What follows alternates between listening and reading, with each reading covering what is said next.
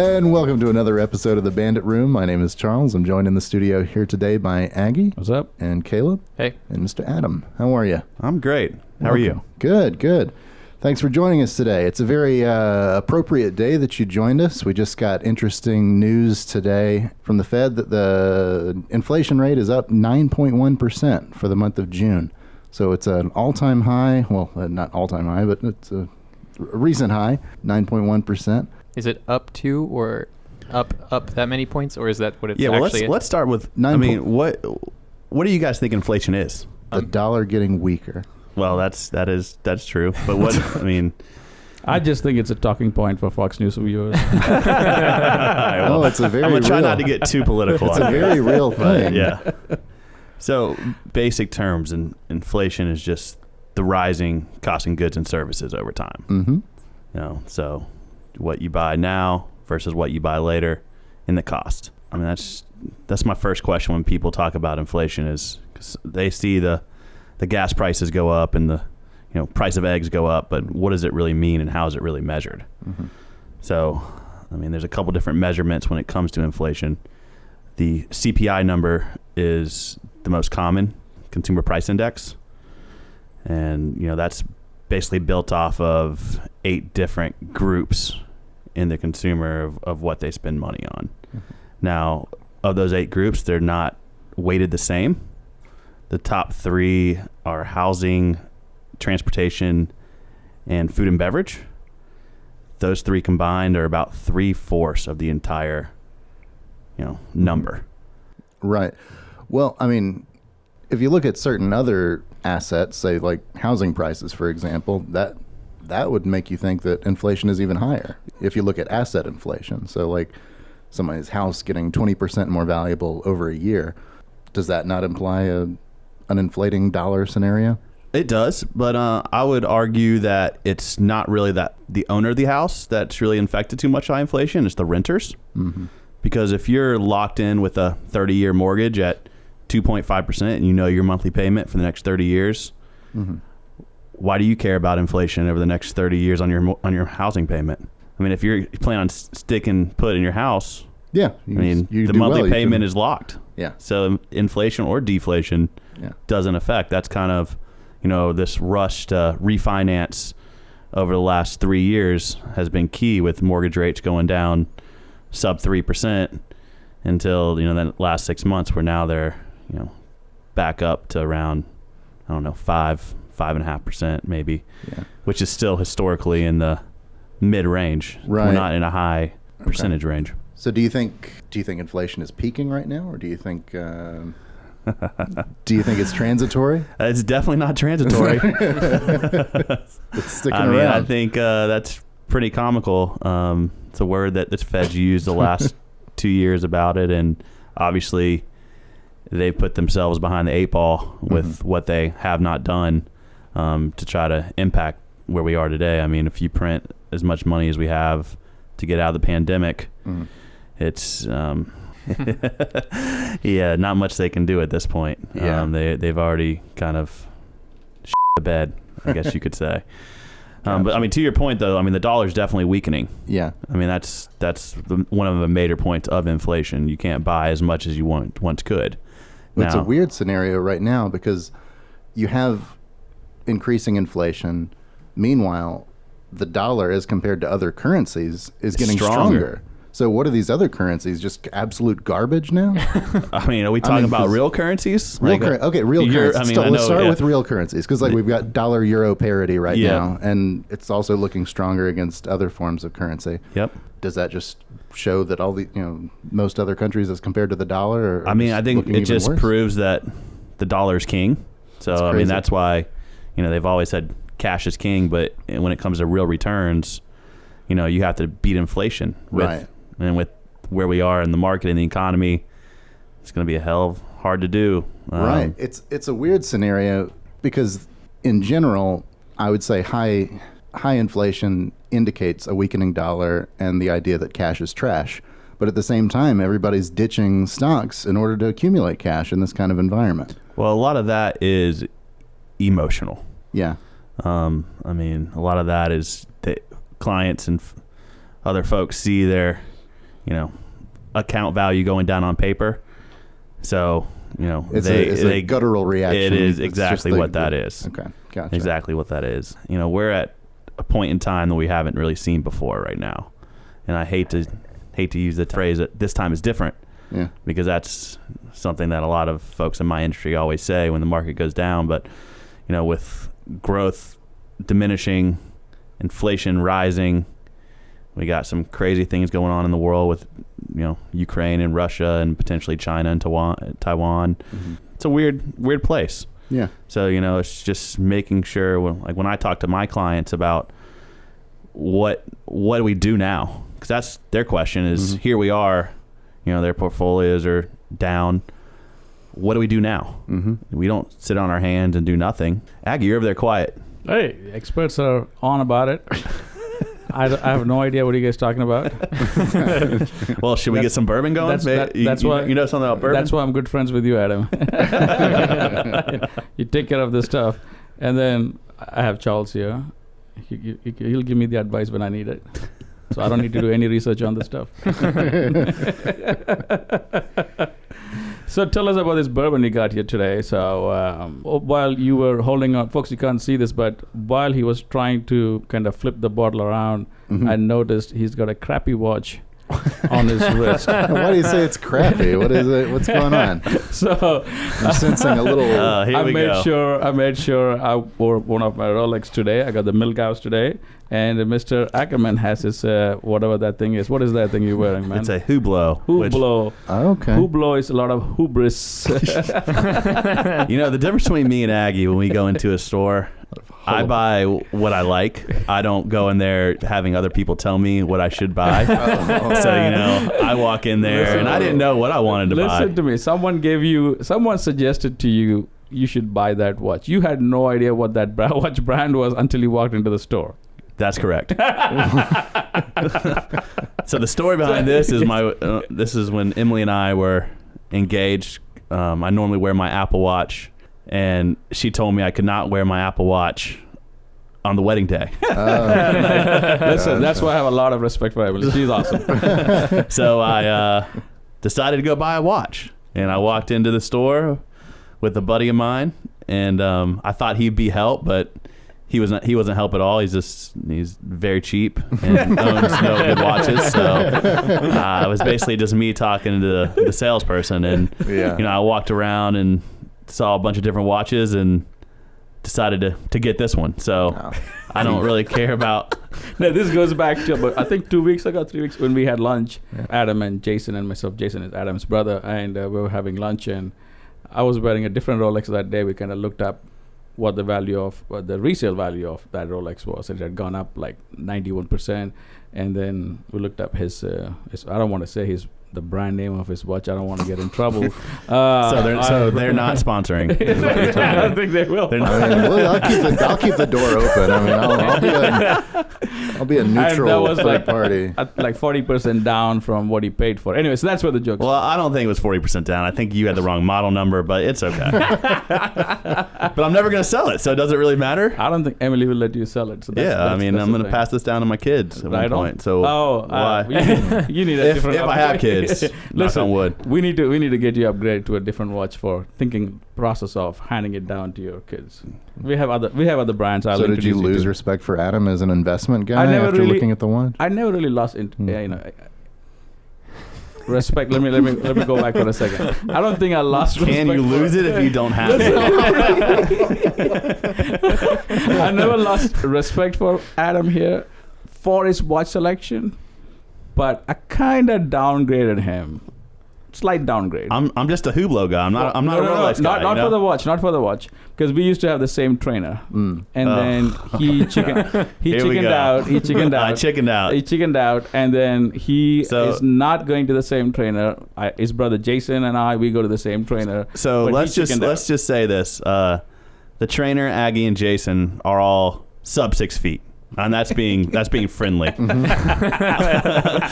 I am not sub 6 feet, and our trainer sub 6 feet. He was training me as if I was 5'5". Gotcha. Adam does not do sumo deadlifts. Adam told the trainer he would hurt his back. Adam hurt his back. No. I think Adam was not listening to the instruction that was being given to follow the standard protocol of that exercise. I mean, it's not rocket science. You pick and lift. No. That is not true. There's like a couple of things you got to make sure you do it right. Lift with your back with a jerking twist. Yeah, exactly. As fast as you can with no form. Hey, talking about that, we both have laughed about this quite a few times. Jason is a marathon runner. He is. And I've seen the medals. We did sponsor him for the... A couple, several. One was somewhere in the Berlin... One was in Berlin. Chicago. Yeah. Chicago. Yeah. I think you actually also sponsored Emily in Chicago, didn't you? Yes, those two. Yeah, that's right. So are you into any of that stuff? No. I don't run. No. Yeah. Running's for emergencies. Yeah, emergencies only. Yeah. I mean, I enjoy tennis, golf. I do enjoy weightlifting. That's right. But, running is, and I do some boxing cardio. So I know you are big into golf, you and both Jason. How do you guys golf every week? We try to get out there at least 1 to 3 times a week in the afternoon. Oh, wow. Nowadays with it being Mumbai hot out there. Yeah, that's right. Warren was there last week, and he recently picked up golf, and he's going every Friday. Mm-hmm. So you're saying you guys go a couple of times a week? Depending on the week, yeah. I mean, depending on our season, we have some busier seasons with it being tax season. Right. February, March, April, we obviously aren't getting out, if at all, during then. But, when it comes to summer and fall, we try to get out there and, make sure our swings are intact. Are you guys in any league? No. No. You won't see me on the lift tour. We talked about that last week. Yeah. Even though I would ditch the PGA Tour in a second for the lift tour. You pay me $100 million, I'll leave. This will be my last time on the podcast. You pay me I've golfed with Adam and Jason a couple of charity tournaments that we went in. Yep. We golfed, and there was one time in Ballantyne. It was myself, Adam, and a couple of his buddies, and I was doing so badly I left halfway. I said I gotta go. That is true. We saw a couple whiffs, and we saw Aggie drive off. I said, I'm done. I'm out of here. I don't know if that was like a bad etiquette as part of golf to walk away without finishing the round. I mean, it's not proper etiquette, but I don't think anything with you, Aggie, is proper. So, on that note, let's open. Tell us about this bourbon, my friend. Yeah, so this bourbon, we just got back from the Tetons outside of Jackson Hole, Wyoming, and one day Emily and I, my cousin Sydney and her fiance Andrew, went down to town and found this nice little bourbon shop and tried a couple different bourbons and brought home this Wyoming whiskey Outrider, 50% alcohol per volume, 100 proof. I tried a couple different ones. They were actually only let me buy one of these bottles. It's made in Wyoming, and the guy told me it was only sold in Wyoming. Now, he might just be a good salesman and said that. But yeah, let's try it. I will also say I had this in my car today, and it was not opened. Do not leave a bottle of bourbon in your car when it's 100 degrees, or you will come back to your car and the cork will be out of it. Oh, gosh. Sure. Let's get that going.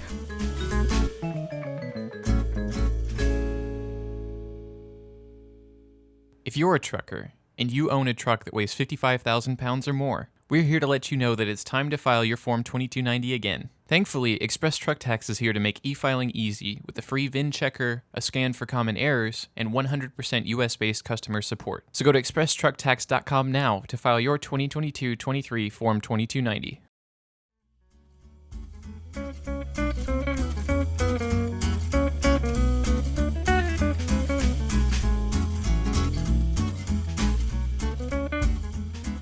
Cheers. All right, cheers. All right. Thanks for bringing this to us, Mr. Adam. Yeah, no problem. Yeah, I feel it. So, It's got a little bit of a bite to it, huh? More than the other ones. Yeah, it's what is it? 100 proof? Yeah. What do you think about it? What are your notes? My notes. It kind of has a little bit of vanilla note, maybe. oh, I really, really, maybe like a maple vanilla. I really, Okay. yeah. Caleb, look that up, please. Yeah. You want me to tell you what flavors the website No, says? not yet. Is this not a yet. bull or a bear whiskey? What is Charles saying? Charles? What do you? Well, I saw him just look at the website. I saw his eyes. All right, I mean- what is it, Caleb? Hot chocolate, yeast, dark molasses, No. cumin and brown butter. We don't test any of that No. stuff in there. Yeah. These guys are full of themselves. Yeah.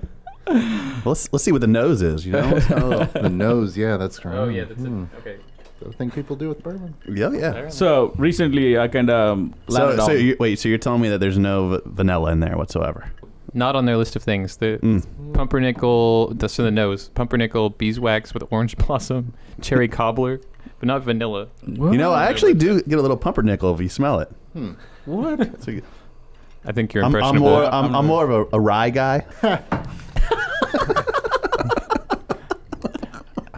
So would you'd have a pastrami piece with that? So today's episode, Charles, we kind of jump straight into one of the topics, which I think that's a good setup.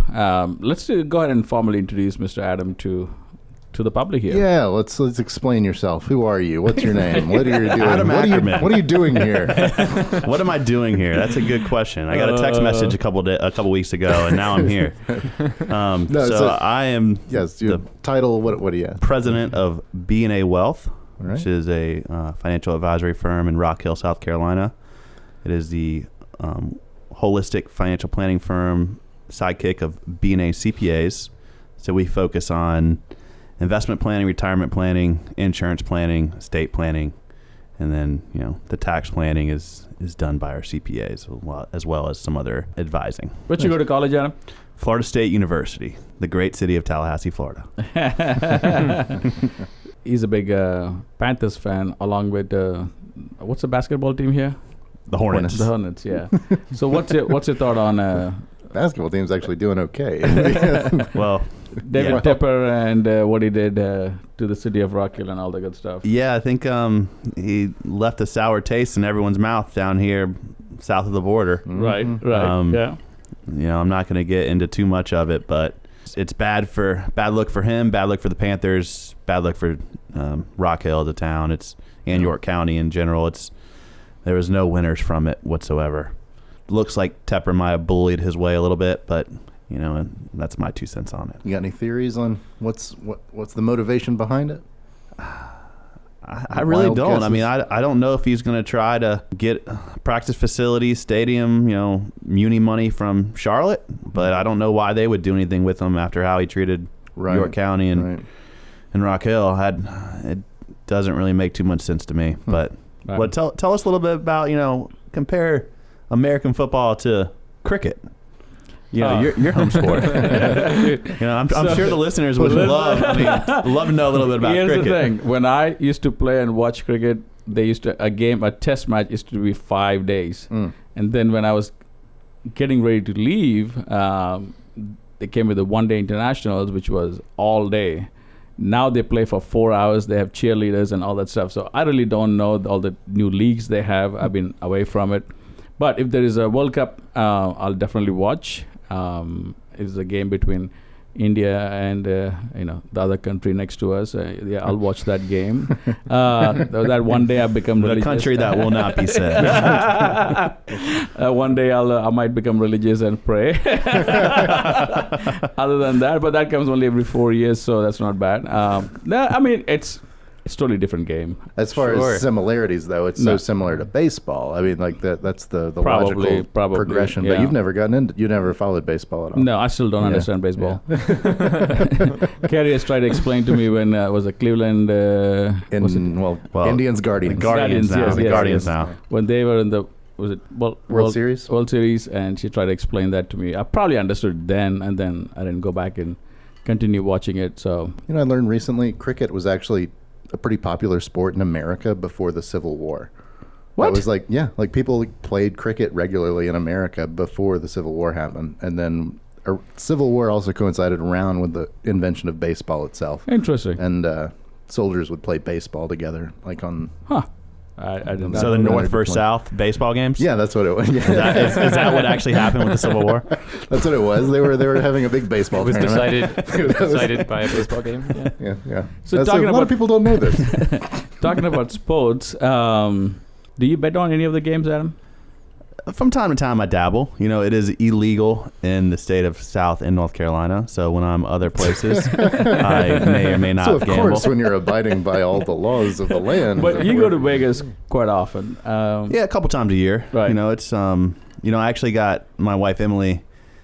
We went to the Greenbrier Resort in, I think it's West Virginia or Virginia, one of the two, right? for the Super Bowl.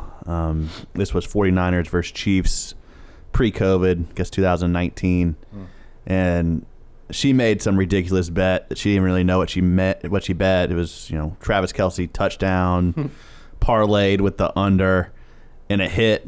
And next thing you know, she's addicted to gambling. She was hugging random people in the Greenbrier Hotel. That's funny. That's funny. So I was doing some preparation for this podcast with Mr. Ackerman here. Wow, Aki prepared for a podcast? Yeah, Wow. but I feel honored. You should be honored. I feel honored. Wow. But that was just one text. So I checked with Adam's older brother. I said, "Hey man, what should I ask him?" Said we all want to know what is Adam's roulette theory. Oh, my roulette theory. Oh, do you have a particular like Numbers. Going on black and then doubling? Is that, are you talking about that? Or is it, So my number is black 20. mm-hmm. And then that's my largest bet on the roulette table. And then I have some other numbers. I actually got that number from a guy who I met who does some tax deals with us on some private placements. And I was in Vegas with him, and I saw him win probably $80,000 or $100,000 in a matter of 10 minutes. I was like, wow, well, you know, I've seen it before my eyes, so I at least got to play it a couple times. And then ever since then, it seems to be the number that hits the most. Huh. So has Interesting. this strategy worked out for you? Are you in the It positive? has. Are you in the positive? I am in the positive. Well, that's good. Okay. That's Can good. we I'm in the expect a positive. book or a TED Talk or something on this theory? I don't know about He's- that. I will need to do a little bit more financial analysis. a little bit On, more financial. yeah, Is I'll the- need to run some more projections and get some more trials I'm going. going to switch before my I, 401k into black 20. Black 20. okay? I would not advise that. Just So is that really the only? That's what you prepared for? that is only. They know I don't prepare. I Do just- you have you heard of the theory on roulette where you just go? It's the same thing over and over, but you like double each time, assuming that like eventually you'll make your money back if you just keep going on, say, if it's a 50-50 bet. I haven't heard that. But you know, it's just like flipping a coin, Right. where it's every outcome is due that one situation. So it's the same probability each time. Right. It's like buying a lottery ticket. If you buy 1 million lottery tickets, theoretically you have the same odds to win the lottery, Right. Right. even though you have more tickets. I mean, it's so I'm not sure if I agree with that strategy. So, well, on that note, I have a question for you on that. You said you go golf at least a couple of times a week, and I've golfed with you, and you still crap. Why is that? This That's- guy, that- How I mean, recently? How recently he have you can gone? drive. He can use a driver. He'll hit I don't know 1,000 yards or some crap like that. 1,000 yards. A That was a world good- that was a record. good- And then the very next shot, it's not even passing the the ladies' tee. Like, what's Wow. going on here? We should note Adam is enormous in the studio. He's like, his head's touching the ceiling. His arms are like, Yeah, it's because I fired my trainer though. yeah. Because you hurt your back though one time. Yeah, exactly. Just became the freaking Hulk. That's probably why. That's probably why I hit the ball so far. Is because I fired my trainer. So I just need more practice on. Right. So going out and play and practicing is two different things. I'm about a 9 handicap, so somewhere in the mid 80s is normally where I shoot. As long as I do better with whoever I'm playing against, i.e. Jason Ackerman, my brother, and win a little money from him, it's a good day. I was going to bring that up. You guys bet against each other. Of course we do. Yeah, I've seen that. It's pretty bad. Of course we do. Are you in the positive on that, though? That's the question. Definitely recently, yeah. Well, the first 30 years of my life, I mean, probably still now, in 99% of the things, I'm better than Jason athletically and everything. Dude, he runs marathon. Yeah, oh yeah. Have you run any marathon yet? Yeah. And we actually sponsor him. Well, we put money behind him. Well, that's a bad financial decision. If you had a lineup of 10 random people who did a marathon, you would not be able to pick Jason out of a lineup. Wow. But I'm not gonna say it. Throwing down the gauntlet. If he was right here, I mean, he probably won't listen to the podcast knowing Jason. But if he did, I'd say it to his face. No, listen. I have said it to his face. Listen. So, well, let's get back into some, maybe a couple financial questions before All right, we. let's bring it back. Let's bring it back. I was gonna talk about 401k. So if All right, here, let's Okay, perfect. All right, let's do yeah. 401k. This is. You have a question? no, go ahead. No. Question?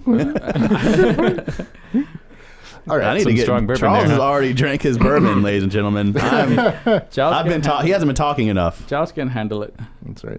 What would you say is the biggest financial difficulty that you encounter with most people that you work with? Define difficulty. Okay, so I don't know, financial mistakes, the most common financial mistake people make, or the So when I first started my career, I'd take anyone who fogged a mirror, to be quite honest with you. Mm-hmm. Now that we built our book of business to where it is, we have minimum account sizes, and really just dealing with high net worth individuals who have money.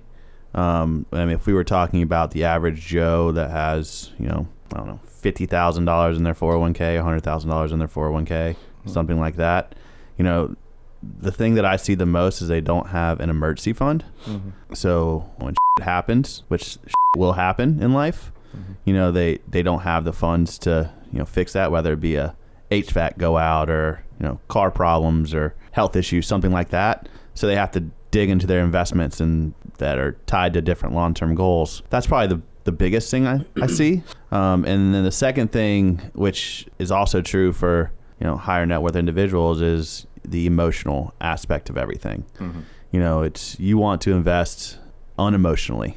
Over the last 6 months here, where the S&P had its worst first 6 months of a year since 1970. That's 50 years. So I mean, it's very tough to not get emotional, especially when you're closer to retirement age or you are retired and you have a fixed income, quote unquote. But it's these times is when you really need an advisor to guide you through this period. But a big trend I've seen in the last year to 2 years is folks getting into the alternative space, whether that's private equity, private credit, real estate, different things like that, just to diversify.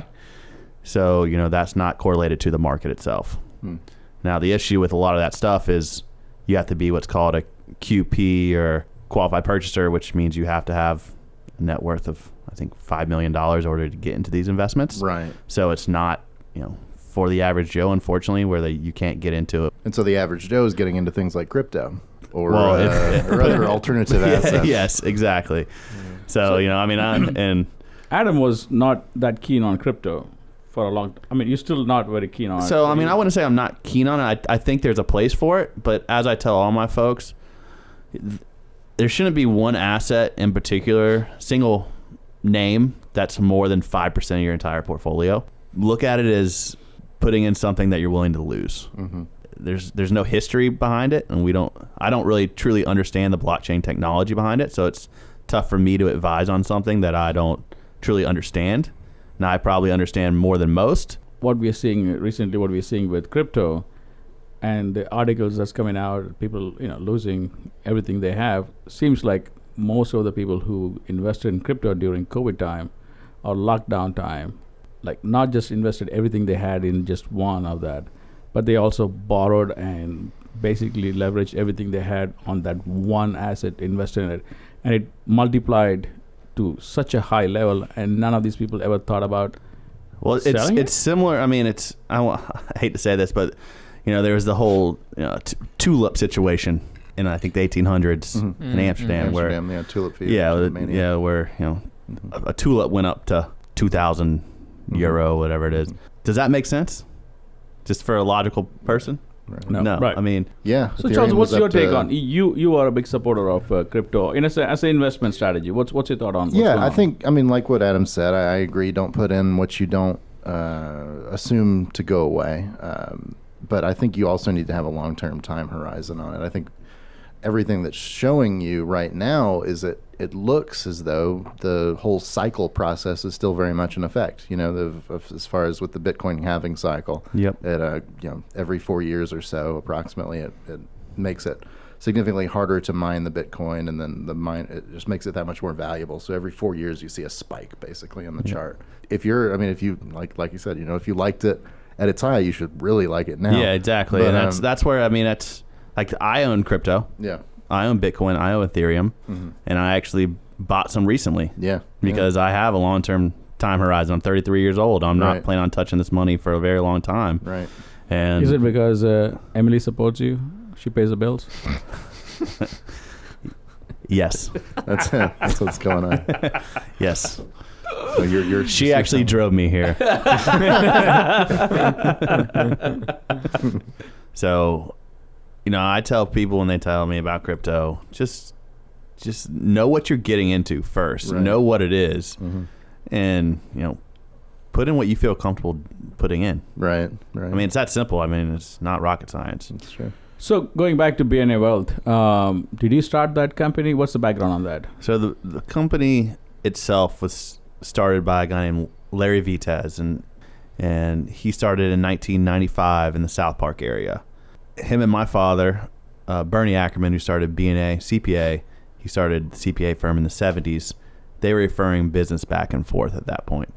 Larry is getting up there in age, and he's in his 60s, and so in 2018, we had a buy-sell agreement that, is now gone through, where I took over ownership from Larry. At the same time, in 2018, we brought him down from South Park into our headquarters on the river and rebranded under the BNA Wealth. We haven't had Caleb say a thing today. Ask a question. He's a young man. He's in his late teens or Yeah, but judging by his beard, there's no way he's in his late teens. he tries out all the online. But judging by the growing picture products. above him, he looks very serious. Caleb, feel free to ask Mr. Ackerman, about sports or whatever. Yeah, right. About finance, whatever, man. For your age group audience. For my age group. Yes. Well, I think the crypto thing is, you guys have kind of covered pretty well, because I see a lot of people in the late teens sort of age bracket. Well, the crypto to your, I mean, I'm in there as a millennial as well. It's kind of our gold. Right. That's kind of, and unfortunately, some thought it would be a hedge to the market, and it hasn't been. Yeah, no, I totally agree with you. Like, as far as the day-to-day movements, it's almost like It's not a safe haven. like Let's a put it hy- that way. it's like When you think of gold, high vol asset, Yeah. high volatility yeah. asset for when sure. when you think of gold or silver or something like that, that's a stable. safe. That's a safe haven. So what's going to happen to that country in South America? They were going to El Salvador. El Salvador. Salvador. They've made Bitcoin Double down, I national. believe. Didn't They're they still double buying down? it. Are they not still buying it? I think Yeah. they doubled down. Yeah. Huh. So they made it a national currency. So every business in El Salvador has to accept Bitcoin, like by law. So if somebody offers to pay you in Bitcoin, you have to take it. Which I like. I mean, I think that's one of the true values of Bitcoin that I see is a truly decentralized currency, where a lot of these smaller countries that don't have the stability of Fort Knox Right. or the gold as Yeah, the dollar is supposed to be based out of. Yeah. It's a good thing, because if their currency tanks, they still have they still have Bitcoin. Right. Which, I mean, even though it's drawn down quite a bit, it might look better than what a lot of countries' currencies do on a regular basis. Yep. But So Caleb, again for the late teens, where do you go to? I understand if your parents are advising on that. Other than them, where do you go for financial advice? My parents handle all my money. Okay. So, no. Caleb's sitting in the corner with a giant popsicle, by the way, just like Bourbon popsicle. So, I think my parents taught me a lot of what I know growing up in terms of sort of how to manage finances and stuff. I don't, at the moment, do a whole lot of investing or crypto or, I mean, any of these things. Really, I've been meaning to getting there. Well, but haven't the yet, advice so. I'd give for anyone, just getting into investing and planning and, their careers is a Roth IRA. That's your first. I mean, first thing is getting the emergency fund. But a Roth IRA is a great tool just to, because hopefully you'll be making more money in the future. You pay the taxes now. You let that money compound for the next, if you're 25, for the next 40, 50 years. And, what a Roth IRA is, you put money that's already taxed into this investment vehicle. It grows and you never have to pay taxes on it again as long as you wait until you're 59 and a half. So you have to have that long-term horizon, but that's the number one vehicle that I would advise on someone who's just getting into investing. Now, that is a retirement vehicle. If you have goals of saving for a new house or a car, that's not going to be the way to do it. But a Roth IRA is a great place to start when you're starting the investment process. The reason what I'm trying to get to, Caleb, is I come across people and either the parents or someone in the family was like the instigator for them to start thinking about saving or investing money. Right. If they don't have that, I'm trying to understand what is the medium or what is the area where they can get to get motivated about doing investing or saving. So, because I don't think it's being taught in schools. Correct? It's not, No, and no, it no, needs no, to be. no. Yeah, That's, financial literacy is low, right? And it needs to be. That's one thing that I want to do something to help that in the community, and where I distinctly remember I was roommates with this one guy after college, and now he wasn't the brightest crayon in the box, but he tried to set up our cable. He had no credit, so you got to get credit in order to do anything.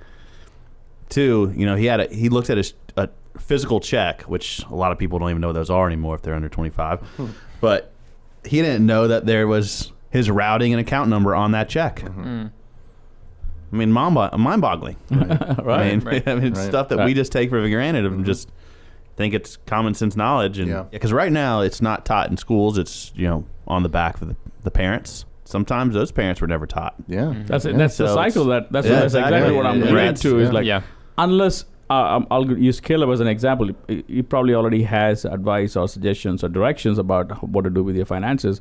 But if he didn't have that in his with his family or in his background, where would he learn? Like, unless he crosses path with someone who talks about it, or he looks up to them and he sees what they've done, he's never going to break that cycle. There's nothing wrong in, if you don't want to, have your money grow, but there's no secured way of teaching the kids how to do that. I think one step would be, where you are, if they have, a 401k advisor.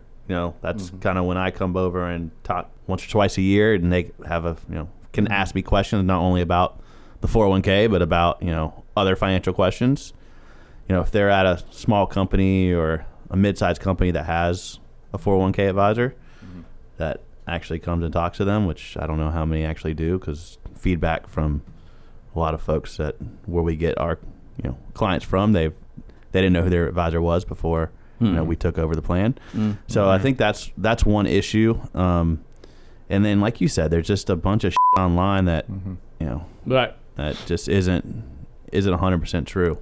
So I went to one of the local schools here. I was asked to come and give a speech, and I kind of gave some stuff about that, and then started talking about finances and saving and investing and all the stuff.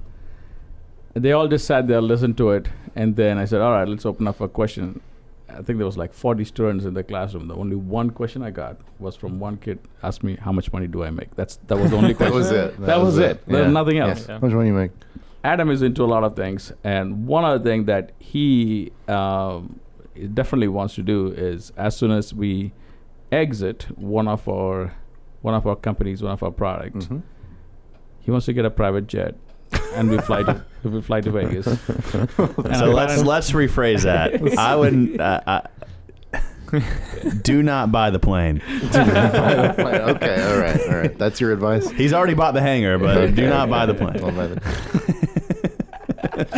charter it. You can charter it. Straight to Vegas, straight to the roulette table, black 20. Black 20. Exactly, all of it.